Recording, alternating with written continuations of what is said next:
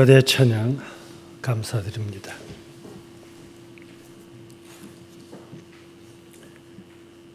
한국에 주재해 16년을 살았다는 영국의 어느 기자가 한국 현실을 보고 그가 글을 남긴 것 가운데서 분노를 뛰어넘어 서글픔을 느끼는 이때라는 글로 자기의 개인 블로그에 올린 글들을 보기 좋다고 어쩌다 보니 저한테까지도 왔습니다. 그 영국 기자가 지적한 것 가운데 한국 절대로 안 망한다. 첫째는 모든 백성의 IQ가 105다. 그래요. 뭐 어떤 의미를 가지는지 모르지만 지혜롭다는 이야기를 아마도 해주려고 하는 이야기 같아요. 어저께밤엔 저도 광화문에서 외치는 그 소리를 들으며 잠을 잘 수가 없었습니다. 몇 번인가 뛰쳐나가 거기 그 자리에 함께 가 있어야 되나 말아야 되나 결국 나가지는 못했지만 화면에서 보여주는 끝까지 들여다보며 가슴이 허전함은 누를 길이 없었습니다. 신앙인은 이때 어떻게 해야 되는 건가?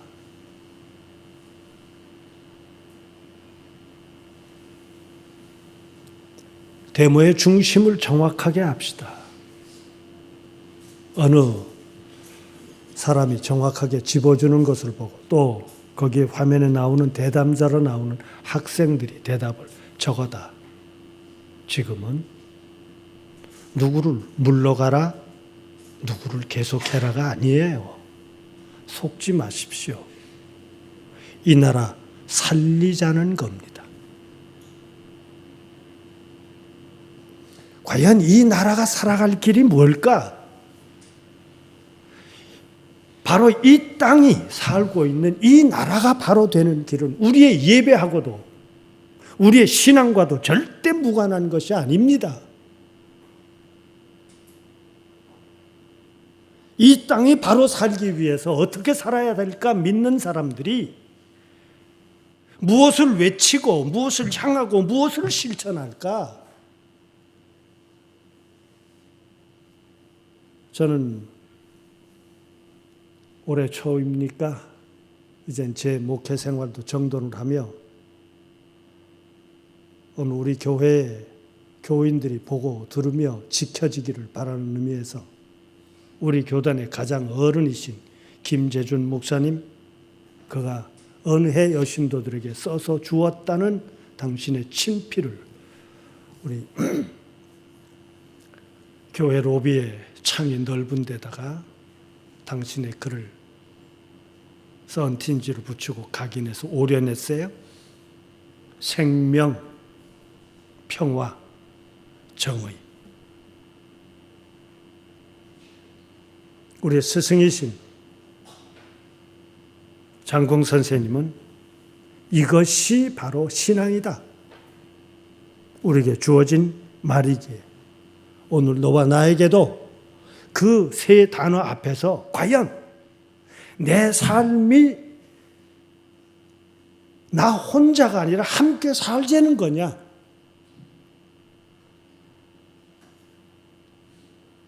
그리고 나 혼자가 아니라 너와 더불어 작게는 내 가정으로부터 시작해서 오늘 창현재단의 공동체로부터 시작해서 이 교회가 있는 종로에서부터 번져 이 나라가 과연 평화로운가? 그 일을 위해서 살자. 그런데 생명과 평화를 이루어 갈 때 이건 나와 가까우니까 내 마음에 드니까 혹은 내 편이니까가 아니라 그 가운데 정의가 흐려지면 안 된다는 얘기입니다. 정의가 없는 사랑, 정의가 없는 용서, 정의가 없는 기다림, 그건 세상 망합니다. 그럴 때 단호하게 오늘 우리는 분명하게 인식해야 하는 것은 살고 죽음의 정의를, 방법을 가지고 우리는 스스로 물어야 하고, 좋은 게 좋은 것이라고 하는 것이 아니라 그 가운데 정의를 위해서 나서자는 겁니다.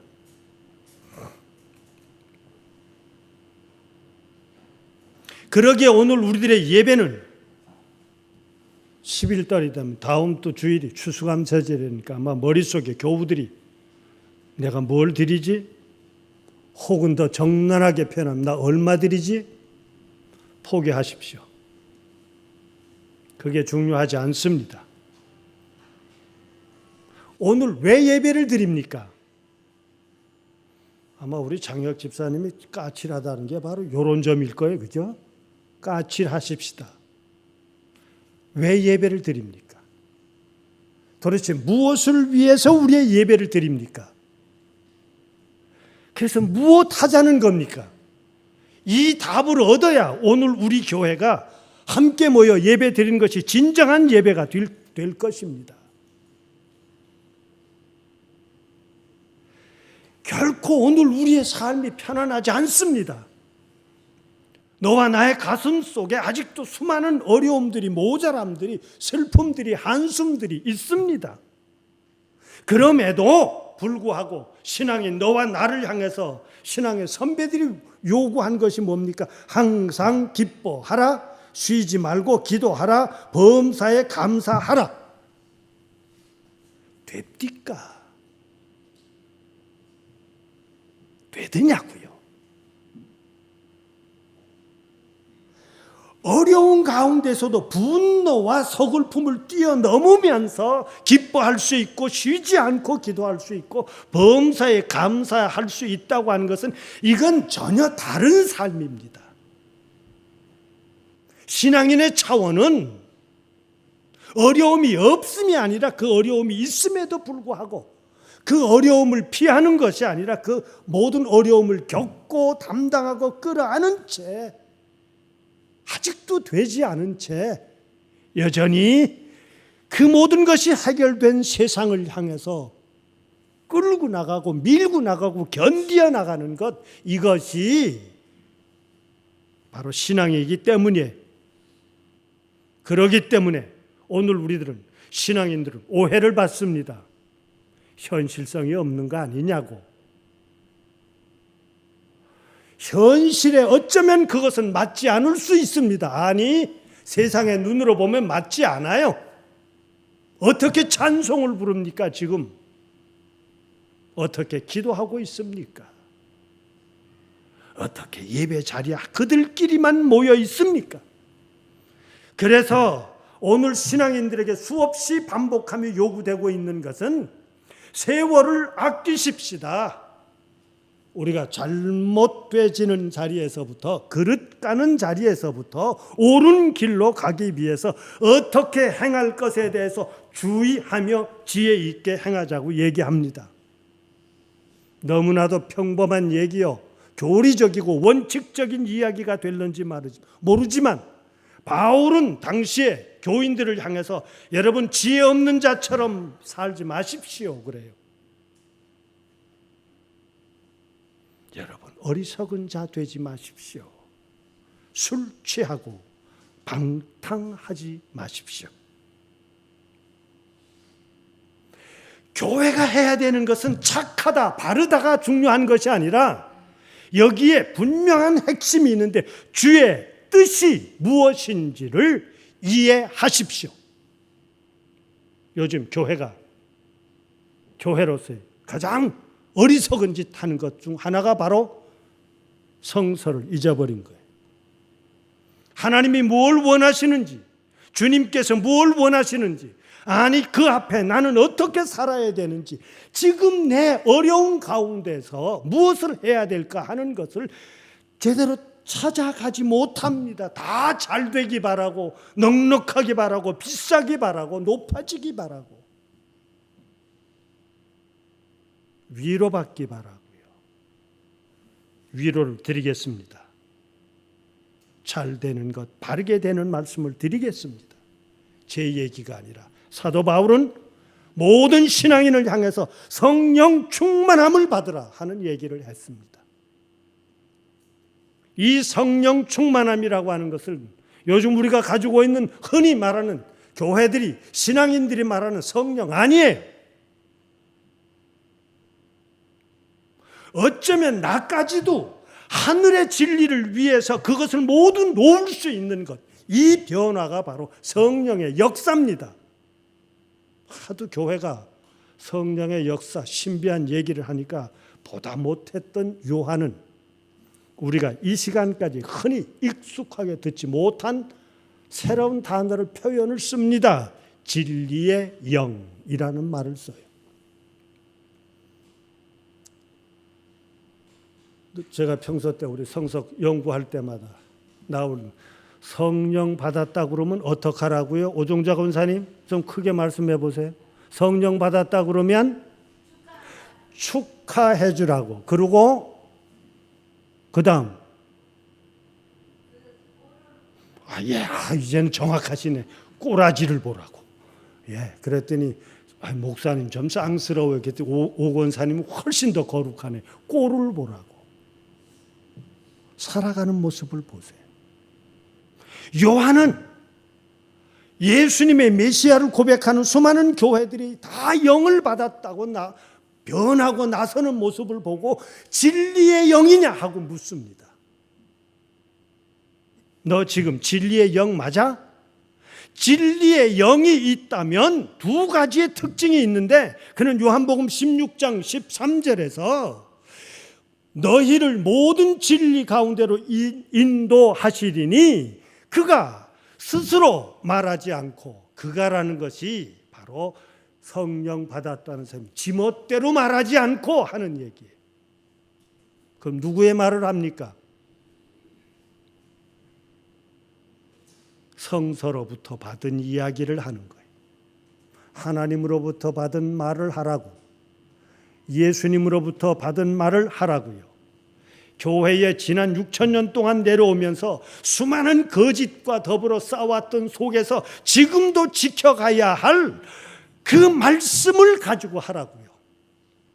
어느 순간부터인가 교회가 하는 일들이 사회학이 되어버렸고, 정치학이 되어버렸고, 심리학이 되어버렸고, 경제학이 되어버렸어요. 교회는 그 말이 아닙니다.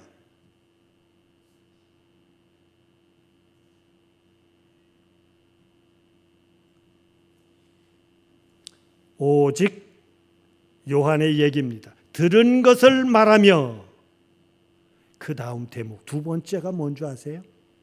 장래 일을 너희에게 알게 하리라. 이 대목이 오늘 우리의 예배 드리는 모든 사람들이 가지기 쉽지 않은 겁니다. 소박하게는 우리가 바라는 소원이 뭡니까?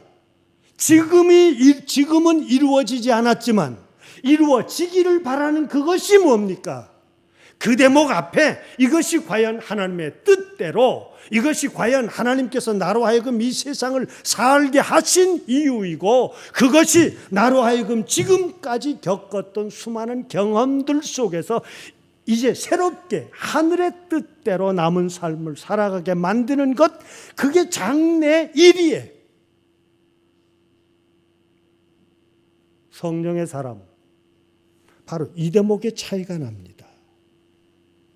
남들은 우리의 미래를 모릅니다. 지금은 작습니다. 지금은 모자랍니다. 지금은 어느 의미에서 우리의 가슴 속에서 서늘함이 있습니다. 그러나 하나님의 말씀대로 이 세상이 이루어질 것을 아는 인간의 그 어떤 힘과 그 인간의 그 어떤 무리가, 그것이 100만이요 200만이 뭉쳐도 되지 않는 오직 하나님의 역사만이 이루어질 이 대한민국과 우리의 교회와 참 신앙인의 삶을 깨달은 사람이라면 아는 그 일에 참여하십시오. 이것이 바로 영적인 사람입니다. 예배는 위로만이 아니라 꿈을 가진 자요, 그 꿈을 향하여 나설 수 있는 사람입니다. 그래서 에베소서에서는 수없이 바울은 얘기합니다. 하나님의 본받은 자의 생활을 삽시다 하고 권유하고 있어요.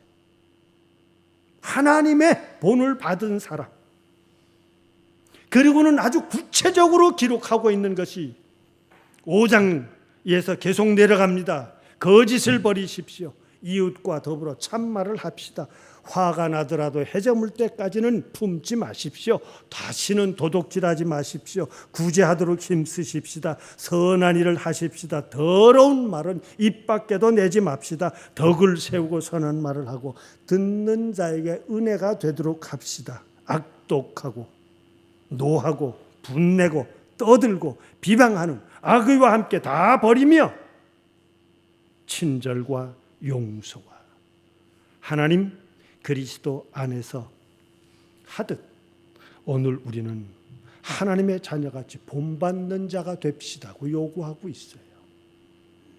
듣기 편하지 않습니다.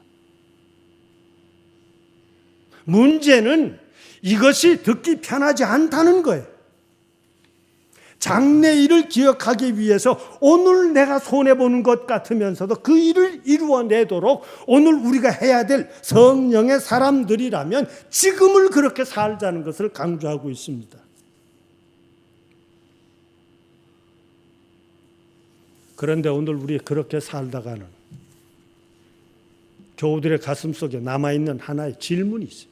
그렇게 살면 맨날 손해만 본다. 그렇게 살 수 있는 여유는 나한테 없다. 죽는다. 우리가 역사 속에 그런 것을 보아왔잖아요. 요즘 화면에 떠오르는 모습을 보았습니다. 아님에도 불구하고 그것이 되지는 세상 속에서 왜 정직한 사람이 오해를 받는 겁니까? 뒤집어 씌워 잘려나가고 아직도 생존해 있는 사람들이 옳은 얘기 앞에 함께 하지 못하고 거짓된 얘기 앞에 그저 그 정도는 왜 더 큰 이득을 기억하고 작은 것은 참여하겠다. 물려도 좋다. 창세기를 읽어보면 오늘 우리가 늘 당황하는 것이 있습니다. 오늘 저는 그것을 말씀드리고 싶은 거예요. 땅과 더불어 살았던 농사꾼인 형 가인, 목축, 짐승들과 더불어 살았던 목축업을 했던 아벨이 하늘을 향하여 예배 드렸는데 하나님께서 가인의 것은 받지 않고 아벨과 그의 재물은 받으셨다. 그것 때문에 형 가인은 아벨을 내가 유리한 땅, 내 영역 속으로 끌어들여서 할 수 있는 게 죽여버렸어요. 그리고는 내가 주장하고 내가 권리하고 내가 얼마든지 조작할 수 있는 그 땅에다 묻어버렸습니다. 하나님이 말씀하시기를 내 형제가 어디 있느냐 그랬더니 가인이 뭐라고 대답합니까? 성서는 우리에게 묘한 것을 표현해 주고 있습니다. 내가 가인을 지키는 자입니까? 나 살기도 바쁜데 그를 내 땅에다 묻어놓고 내 영역 속에다 묻어놓고 그가 하는 말이 지키는 자네. 죽여놓고 내 권력과 내 힘과 내가 할 수 있는 가장 내가 잘할 수 있는 그 자리에다 그를 끌어들인 뒤 내 잘하는 것으로 그를 죽여버린 겁니다.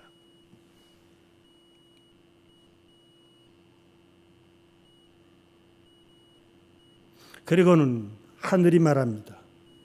그래? 그게 네 땅인 줄 알았니? 그것이 너의 유리한 땅이고 너의 적합한 것이고 내 능력을 발휘하는 줄 알았니? 아벨의 피를 받은 이게 참 땅이 입을 벌려 내 손에서 아벨의 피를 받았으니 그 땅이 저주를 받으며 그 땅의 효력을 잃고 너는 그 땅에서 유리하는 자가 되리라. 이건 구약 성서가 이스라엘 백성들에게 바로 하늘을 향하여 사는 사람들의 기본 삶의 기준과 원칙과 모습을 정확하게 얘기했어요. 그런데 아직도 풀어질 수 없는 하나가 있어요. 죽은 아벨은 어떻게 된 겁니까? 성서는 오늘 우리에게 이 죽은 아벨에 대해서 창세기 4장 25절에서부터 26절 사이에서 아벨을 대신하여 다른 씨를 주시니 그가 곧 셋이더라 그래요. 우리는 아직도 생각이 아벨은 끝난 거고 그래 셋이 태어난들 아벨은 없는 거 아니냐고요. 이 자리에서 벗어나십시오. 이 사고에서부터 벗어나십시오. 하나님의 역사는 강한 거짓과 강한 부끄러움과 강한 능력에 의해서 죽임을 당할 수밖에 없을지라도 그 죽음을 다시 살려 하나님의 역사를 이루신다고 하는 감히 역설적인 표현을 역사를 이루어가는 겁니다. 예수님이 죽으셨어요.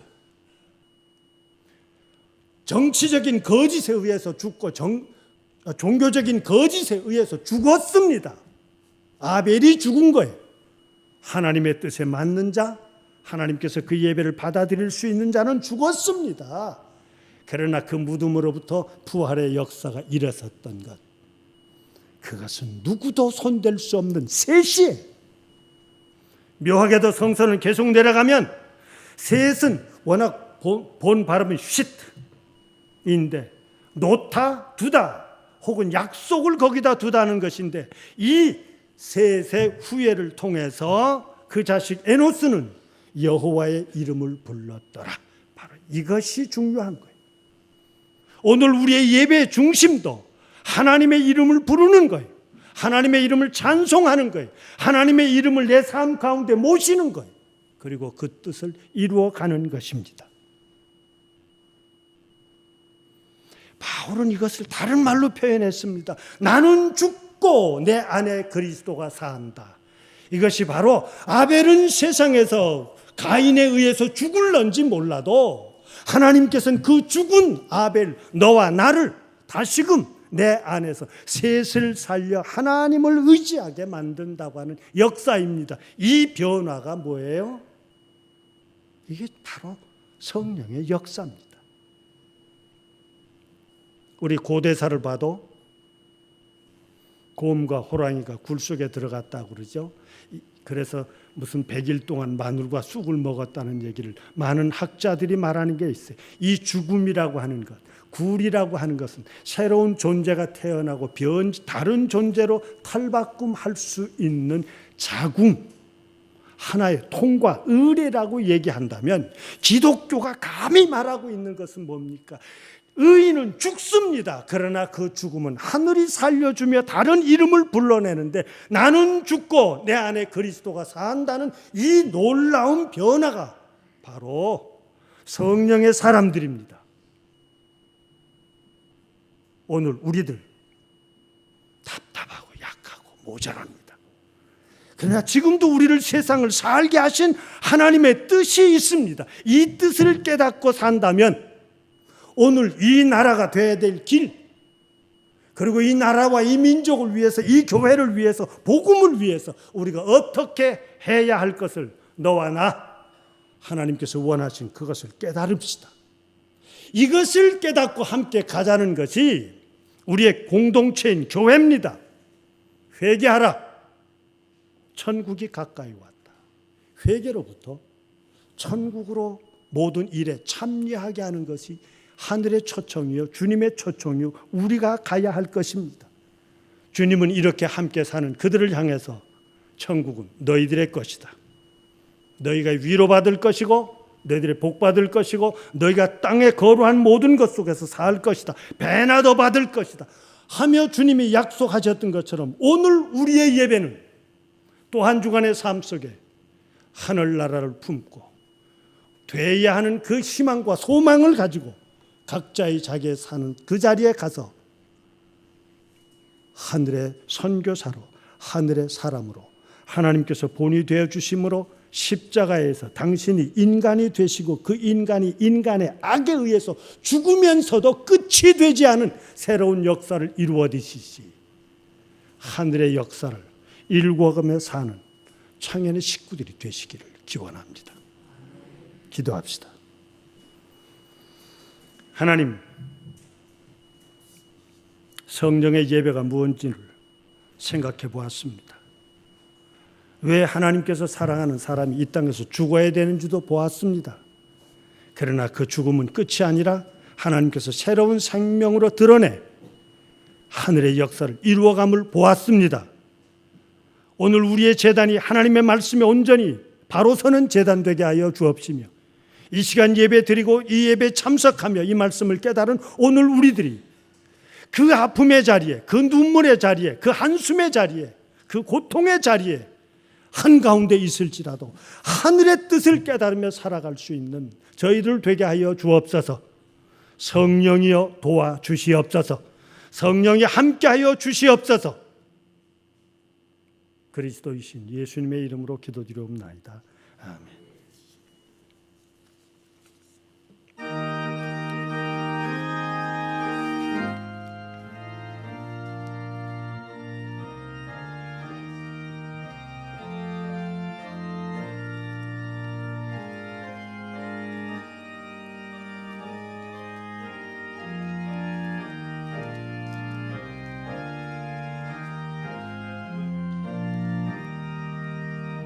겸손히 주를 섬길 때 괴로운 일이 많으나 구주여 내게 힘주사 잘 감당하게 하소서. 인자한 말을 사람을 감화시키며 갈 길을 잃은 무리 자리로 하게 하소서. 우주의 귀한 인내를 깨달아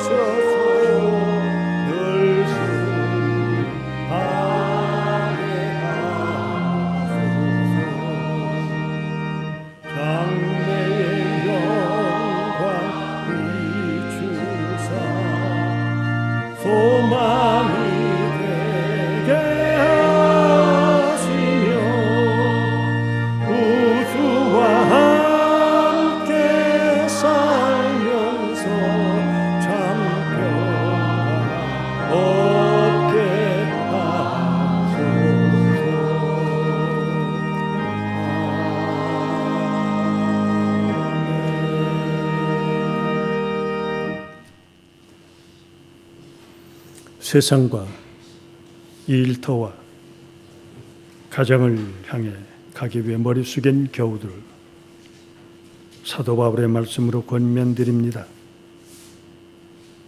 세상에 나가 우리 주 예수 그리스도의 아버지 하나님을 찬양합시다. 그분은 인자하신 아버지시며 모든 위로의 근원이 되시는 하나님이십니다.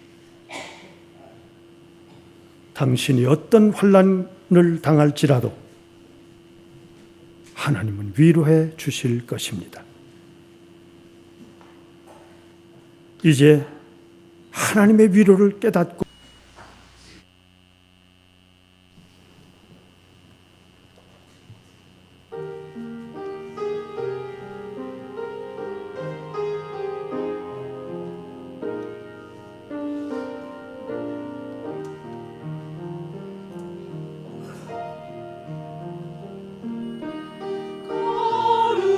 주의 얼굴 배울 때 주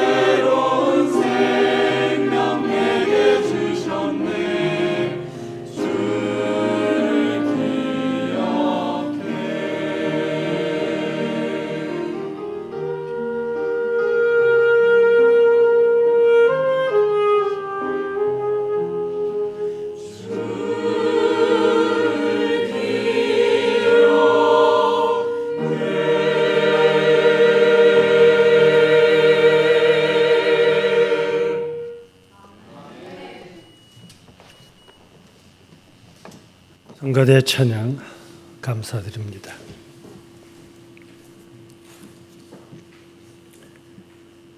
한국에 주재해 16년을 살았다는 영국의 어느 기자가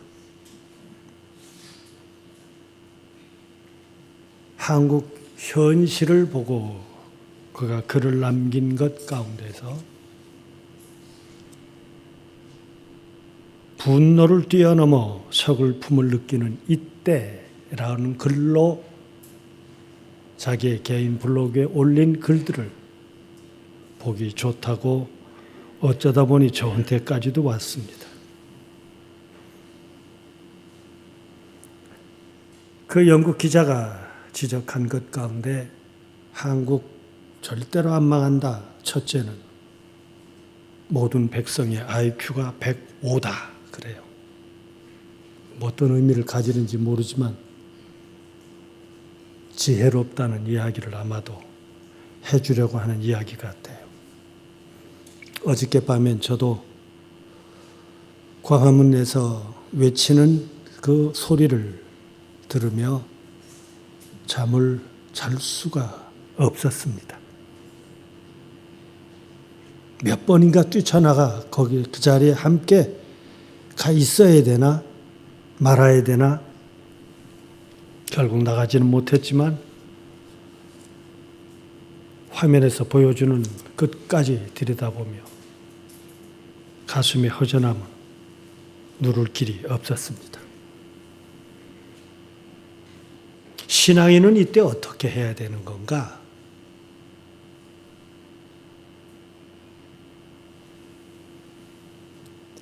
데모의 중심을 정확하게 합시다. 어느 사람이 정확하게 짚어주는 것을 보고 또 거기에 화면에 나오는 대담자로 나오는 학생들이 대답을 저거다. 지금은 누구를 물러가라, 누구를 계속해라가 아니에요. 속지 마십시오. 이 나라 살리자는 겁니다. 과연 이 나라가 살아갈 길이 뭘까? 바로 이 땅이 살고 있는 이 나라가 바로 되는 길은 우리의 예배하고도 우리의 신앙과도 절대 무관한 것이 아닙니다. 이 땅이 바로 살기 위해서 어떻게 살아야 될까 믿는 사람들이 무엇을 외치고 무엇을 향하고 무엇을 실천할까? 저는 올해 초입니까? 이젠 제 목회 생활도 정돈을 하며 오늘 우리 교회 교인들이 보고 들으며 지켜지기를 바라는 의미에서 우리 교단의 가장 어른이신 김재준 목사님, 그가 은혜 여신도들에게 써서 주었다는 당신의 친필을 우리 교회 로비에 창이 넓은 데다가 당신의 글을 썬틴지로 붙이고 각인해서 오려냈어요. 생명, 평화, 정의. 우리의 스승이신 장공 선생님은 이것이 바로 신앙이다. 우리에게 주어진 말이지. 오늘 너와 나에게도 그 세 단어 앞에서 과연 내 삶이 나 혼자가 아니라 함께 살자는 거냐?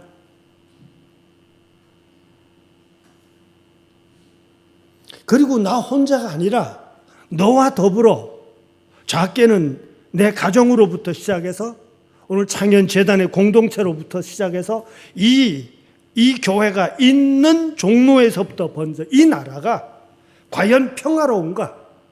그 일을 위해서 살자. 그런데 생명과 평화를 이루어 갈 때 이건 나와 가까우니까 내 마음에 드니까 혹은 내 편이니까가 아니라 그 가운데 정의가 흐려지면 안 된다는 얘기입니다. 정의가 없는 사랑, 정의가 없는 용서, 정의가 없는 기다림, 그건 세상 망합니다. 그럴 때 단호하게 오늘 우리는 분명하게 인식해야 하는 것은 살고 죽음의 정의를, 방법을 가지고 우리는 스스로 물어야 하고, 좋은 게 좋은 것이라고 하는 것이 아니라 그 가운데 정의를 위해서 나서자는 겁니다.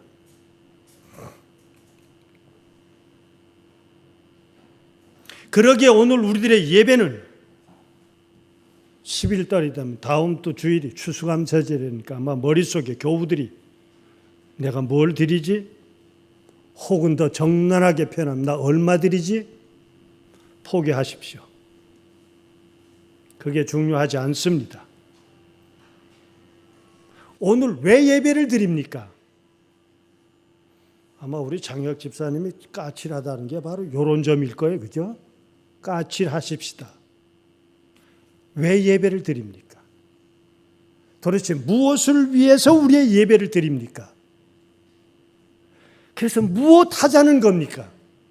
이 답을 얻어야 오늘 우리 교회가 함께 모여 예배 드리는 것이 진정한 예배가 될 것입니다. 결코 오늘 우리의 삶이 편안하지 않습니다.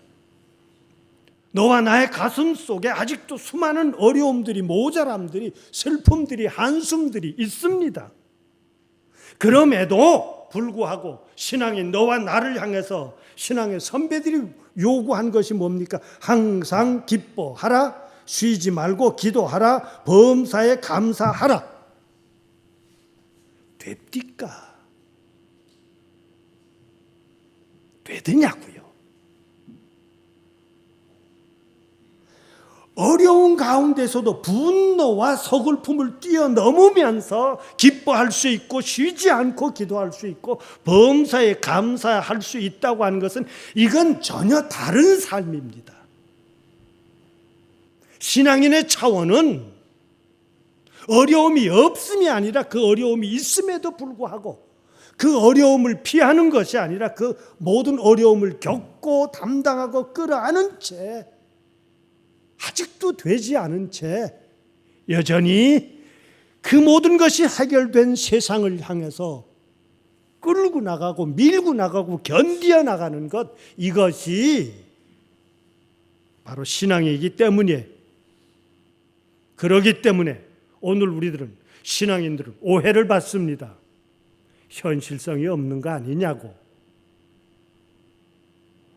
현실에 어쩌면 그것은 맞지 않을 수 있습니다. 아니, 세상의 눈으로 보면 맞지 않아요. 어떻게 찬송을 부릅니까 지금? 어떻게 기도하고 있습니까? 어떻게 예배 자리에 그들끼리만 모여 있습니까? 그래서 오늘 신앙인들에게 수없이 반복하며 요구되고 있는 것은 세월을 아끼십시다. 우리가 잘못되지는 자리에서부터, 그릇 까는 자리에서부터 옳은 길로 가기 위해서 어떻게 행할 것에 대해서 주의하며 지혜 있게 행하자고 얘기합니다. 너무나도 평범한 얘기요, 교리적이고 원칙적인 이야기가 될는지 모르지만 바울은 당시에 교인들을 향해서 여러분 지혜 없는 자처럼 살지 마십시오 그래요. 여러분 어리석은 자 되지 마십시오. 술 취하고 방탕하지 마십시오. 교회가 해야 되는 것은 착하다, 바르다가 중요한 것이 아니라 여기에 분명한 핵심이 있는데 주의 뜻이 무엇인지를 이해하십시오. 요즘 교회로서의 가장 어리석은 짓 하는 것 중 하나가 바로 성서를 잊어버린 거예요. 하나님이 뭘 원하시는지, 주님께서 뭘 원하시는지, 아니 그 앞에 나는 어떻게 살아야 되는지, 지금 내 어려운 가운데서 무엇을 해야 될까 하는 것을 제대로 찾아가지 못합니다. 다 잘 되기 바라고, 넉넉하기 바라고, 비싸기 바라고, 높아지기 바라고, 위로받기 바라고요. 위로를 드리겠습니다. 잘 되는 것, 바르게 되는 말씀을 드리겠습니다. 제 얘기가 아니라 사도 바울은 모든 신앙인을 향해서 성령 충만함을 받으라 하는 얘기를 했습니다. 이 성령 충만함이라고 하는 것을 요즘 우리가 가지고 있는 흔히 말하는 교회들이, 신앙인들이 말하는 성령 아니에요. 어쩌면 나까지도 하늘의 진리를 위해서 그것을 모두 놓을 수 있는 것, 이 변화가 바로 성령의 역사입니다.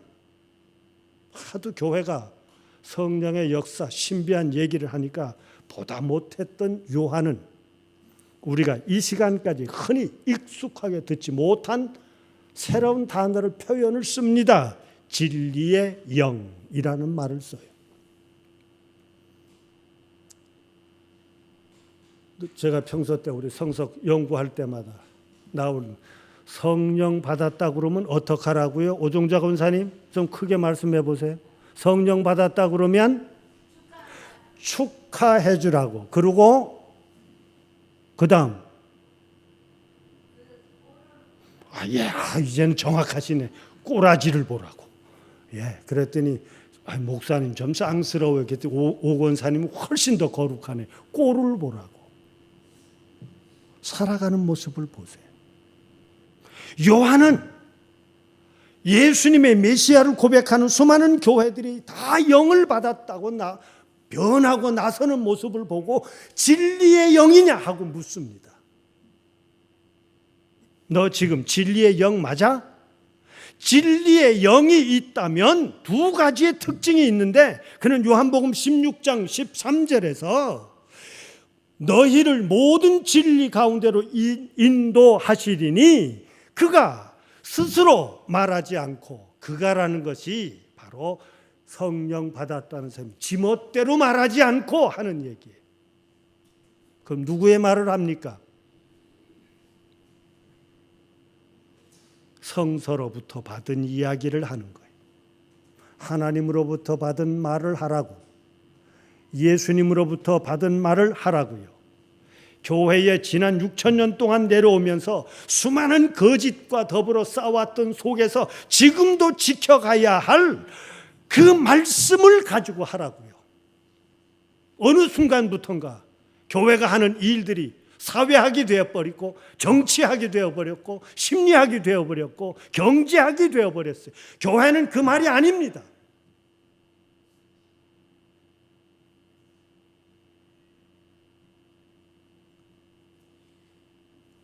오직 요한의 얘기입니다. 들은 것을 말하며, 그 다음 대목 두 번째가 뭔지 아세요? 장래 일을 너희에게 알게 하리라. 이 대목이 오늘 우리의 예배 드리는 모든 사람들이 가지기 쉽지 않은 겁니다. 소박하게는 우리가 바라는 소원이 뭡니까? 지금은 이루어지지 않았지만 이루어지기를 바라는 그것이 뭡니까? 그 대목 앞에 이것이 과연 하나님의 뜻대로, 이것이 과연 하나님께서 나로 하여금 이 세상을 살게 하신 이유이고, 그것이 나로 하여금 지금까지 겪었던 수많은 경험들 속에서 이제 새롭게 하늘의 뜻대로 남은 삶을 살아가게 만드는 것, 그게 장래 일이에요. 성령의 사람, 바로 이 대목의 차이가 납니다. 남들은 우리의 미래를 모릅니다. 지금은 작습니다. 지금은 모자랍니다. 지금은 어느 의미에서 우리의 가슴 속에서 서늘함이 있습니다. 그러나 하나님의 말씀대로 이 세상이 이루어질 것을 아는 인간의 그 어떤 힘과 그 인간의 그 어떤 무리가, 그것이 100만이요 200만이 뭉쳐도 되지 않는 오직 하나님의 역사만이 이루어질 이 대한민국과 우리의 교회와 참 신앙인의 삶을 깨달은 사람이라면 아는 그 일에 참여하십시오. 이것이 바로 영적인 사람입니다. 예배는 위로만이 아니라 꿈을 가진 자요, 그 꿈을 향하여 나설 수 있는 사람입니다. 그래서 에베소서에서는 수없이 바울은 얘기합니다. 하나님의 본받은 자의 생활을 삽시다 하고 권유하고 있어요. 하나님의 본을 받은 사람.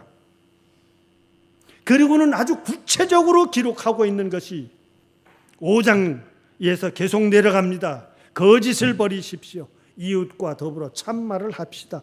화가 나더라도 해저물 때까지는 품지 마십시오. 다시는 도둑질하지 마십시오. 구제하도록 힘쓰십시다. 선한 일을 하십시다. 더러운 말은 입 밖에도 내지 맙시다. 덕을 세우고 선한 말을 하고 듣는 자에게 은혜가 되도록 합시다. 악독하고 노하고 분내고 떠들고 비방하는 악의와 함께 다 버리며 친절과 용서와 하나님 그리스도 안에서 하듯 오늘 우리는 하나님의 자녀같이 본받는 자가 됩시다고 요구하고 있어요. 듣기 편하지 않습니다. 문제는 이것이 듣기 편하지 않다는 거예요. 장래일을 기억하기 위해서 오늘 내가 손해보는 것 같으면서도 그 일을 이루어내도록 오늘 우리가 해야 될 성령의 사람들이라면 지금을 그렇게 살자는 것을 강조하고 있습니다. 그런데 오늘 우리 그렇게 살다가는 교우들의 가슴속에 남아있는 하나의 질문이 있어요. 그렇게 살면 맨날 손해만 본다. 그렇게 살 수 있는 여유는 나한테 없다. 죽는다. 우리가 역사 속에 그런 것을 보아왔잖아요. 요즘 화면에 떠오르는 모습을 보았습니다. 아님에도 불구하고 그것이 되지는 세상 속에서 왜 정직한 사람이 오해를 받는 겁니까? 뒤집어 씌워 잘려나가고 아직도 생존해 있는 사람들이 옳은 얘기 앞에 함께 하지 못하고 거짓된 얘기 앞에 그저 그 정도는 왜 더 큰 이득을 기억하고 작은 것은 참여하겠다. 물려도 좋다. 창세기를 읽어보면 오늘 우리가 늘 당황하는 것이 있습니다. 오늘 저는 그것을 말씀드리고 싶은 거예요. 땅과 더불어 살았던 농사꾼인 형 가인, 목축, 짐승들과 더불어 살았던 목축업을 했던 아벨이 하늘을 향하여 예배 드렸는데 하나님께서 가인의 것은 받지 않고 아벨과 그의 재물은 받으셨다. 그것 때문에 형 가인은 아벨을 내가 유리한 땅, 내 영역 속으로 끌어들여서 할 수 있는 게 뭐 죽여버렸어요. 그리고는 내가 주장하고 내가 권리하고 내가 얼마든지 조작할 수 있는 그 땅에다 묻어버렸습니다. 하나님이 말씀하시기를 내 형제가 어디 있느냐 그랬더니 가인이 뭐라고 대답합니까? 성서는 우리에게 묘한 것을 표현해 주고 있습니다. 내가 가인을 지키는 자입니까? 나 살기도 바쁜데 그를 내 땅에다 묻어놓고 내 영역 속에다 묻어놓고 그가 하는 말이 지키는 자네. 죽여놓고 내 권력과 내 힘과 내가 할 수 있는 가장 내가 잘할 수 있는 그 자리에다 그를 끌어들인 뒤 내 잘하는 것으로 그를 죽여버린 겁니다.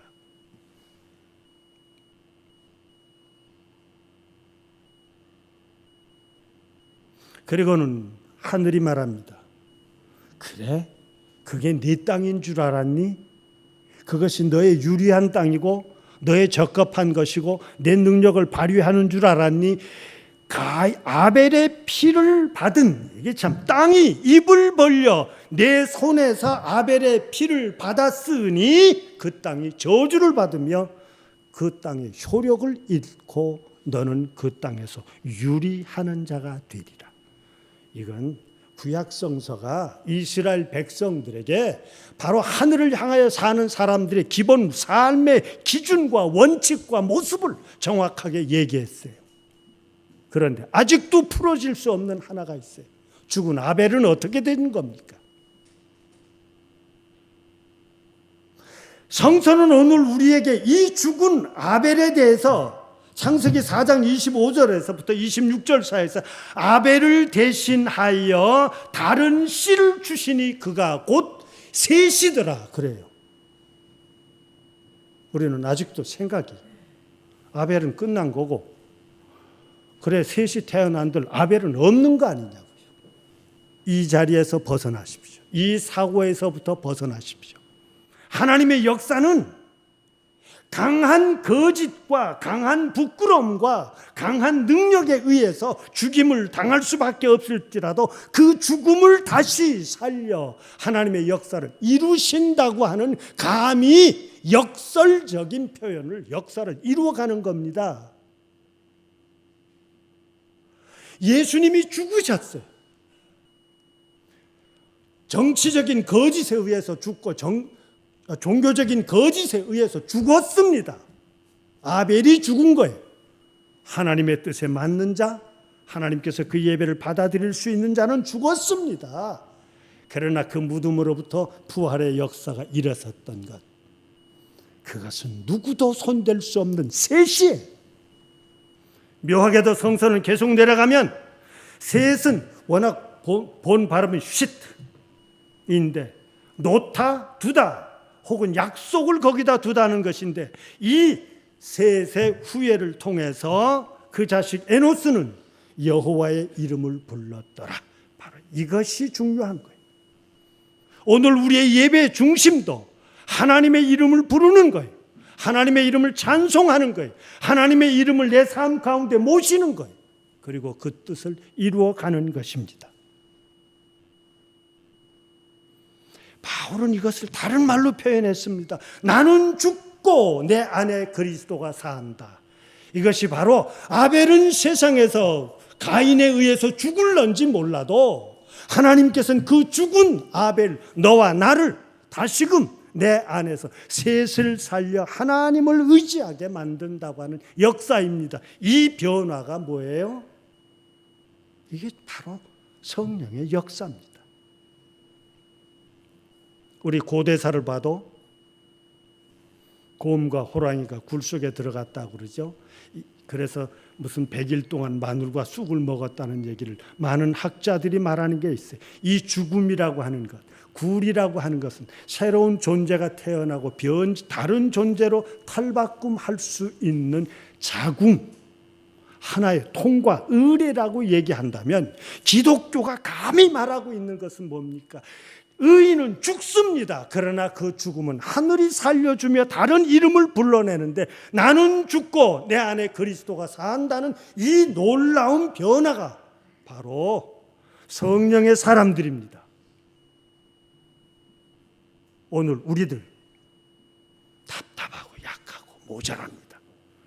그러나 지금도 우리를 세상을 살게 하신 하나님의 뜻이 있습니다. 이 뜻을 깨닫고 산다면 오늘 이 나라가 돼야 될 길, 그리고 이 나라와 이 민족을 위해서, 이 교회를 위해서, 복음을 위해서 우리가 어떻게 해야 할 것을 너와 나 하나님께서 원하신 그것을 깨달읍시다.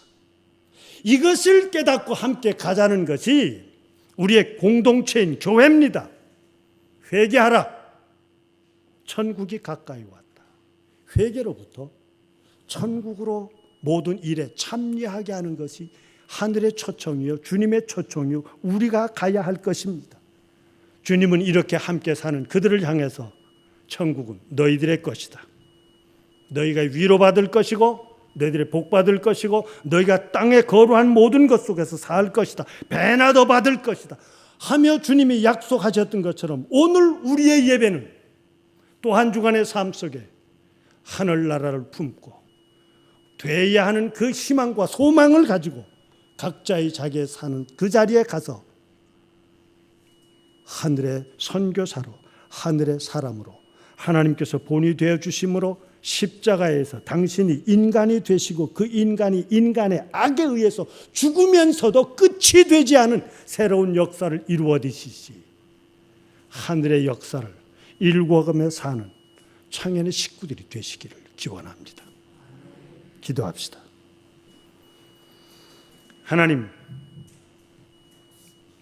성령의 예배가 무엇인지를 생각해 보았습니다. 왜 하나님께서 사랑하는 사람이 이 땅에서 죽어야 되는지도 보았습니다. 그러나 그 죽음은 끝이 아니라 하나님께서 새로운 생명으로 드러내 하늘의 역사를 이루어감을 보았습니다.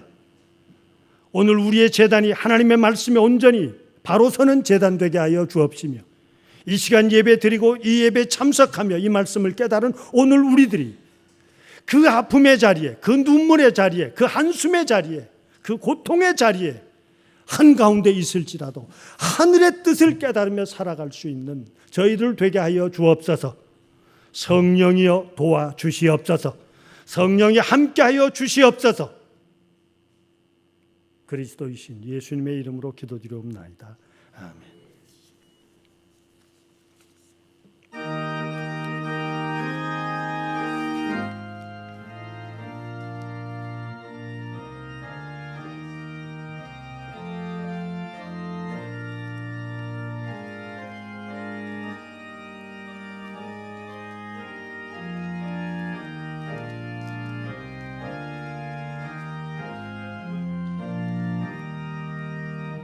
겸손히 주를 섬길 때 괴로운 일이 많으나 구주여 내게 힘주사 잘 감당하게 하소서. 인자한 말을 사람을 감화시키며 갈 길을 잃은 무리 자리로 하게 하소서. 우주의 귀한 인내를 깨달아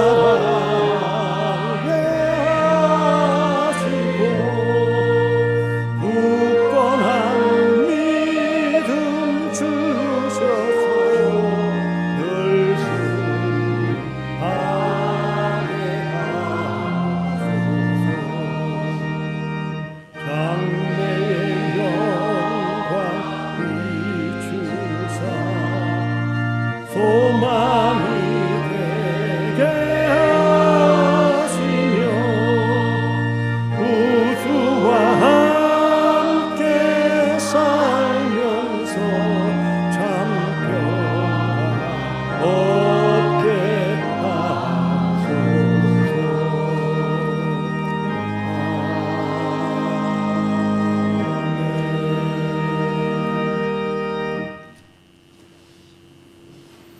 세상과 이 일터와 가정을 향해 가기 위해 머리 숙인 교우들 사도 바울의 말씀으로 권면드립니다.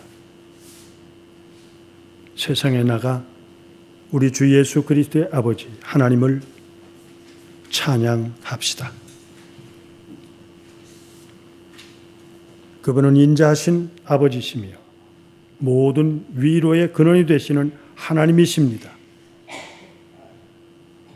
당신이 어떤 환난을 당할지라도 하나님은 위로해 주실 것입니다.